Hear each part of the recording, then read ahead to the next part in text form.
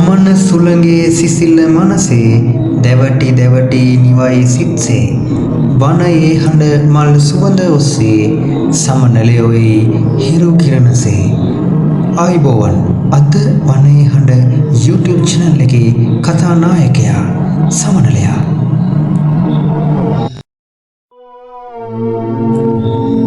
ලෝකය පුරා සමනල වර්ග 24000ක් පමණ හඳුනා ගන්න පුළුවන්. මේ අතරින් අපේ සුන්දර දූපත ශ්‍රී ලංකාවේ සමනල වර්ග 247ක් පමණ ඉන්නවා. ඔවුන්ගෙන් 23ක් පමණ ශ්‍රී ලංකාවට ආවෙනික අපේම භූමියේ අපේ සමනල වර්ගයන්.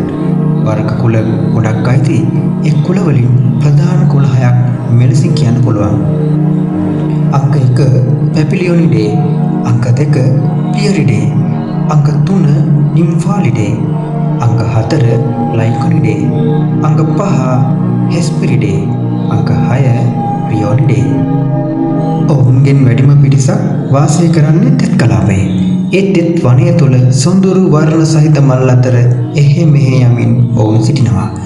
සමනලයා සහ සලඹයා අතර ලක්ෂණ වෙනස්කම් කිහිපයක් තියෙනවා. සමනලයා ස්පර්ශකයේ කෙළවර රවුම් දීප්තිමත් වර්ණ දිවා කාලයේ පියාසර කරන්නන්.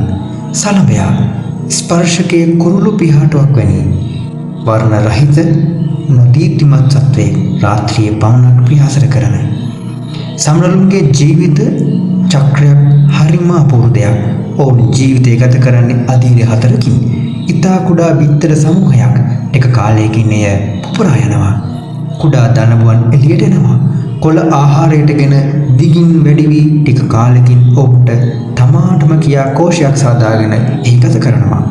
තවද ටික කලකට පසු එම කෝෂය පුපුරා පෙර සිටි දලඹු ආමදමේයයි ඇස් අදහ ගන්න බැරි ඉතා මනරම් සෞම්‍ය සමනලයකු වී මලකරුන් සොයමින් පියවා යනවා. ඔවුන් බිත්තර දැමීම සඳහා තෝරගන්නේ විශේෂ පෝෂක ශාක. ඒ දලඹුවාට ආහාර ලබා දිය හැකි වෘක්ෂ. එනිසා සමනලුන් පවත්වා ගැනීම සඳහා අප වටා ඇති ශාක ජීවිත සුරැකීමට අත්‍යවශ්‍ය බව මනාව කියාපායි. අපේ වනාන්තරවල ඔබටත් මේ සුන්දර ජීවීන් දැක ගන්න ලැබේ. ඔවුන්ගේ පියාසැරිය වර්ණ පිරුණු පියාපත් නෙත් සිත් සනසන අමුතුම ලෝකයක්. සමනලීන්ගේ විශ්මය ජනක ජීවිත අප වටා දිගහැරී ඇත. වනය නම් සරසවියේ තවත් එක් කතාවක් ඒ. තවත් කතා අහන්න බලන්න වනයේ හඬ YouTube channel එක subscribe කරලා share කරලා තියාගන්න. වෙනස්ම කතාවකින් ආයෙත් හම්බෙමු. ඔබට සුබ දවසක්.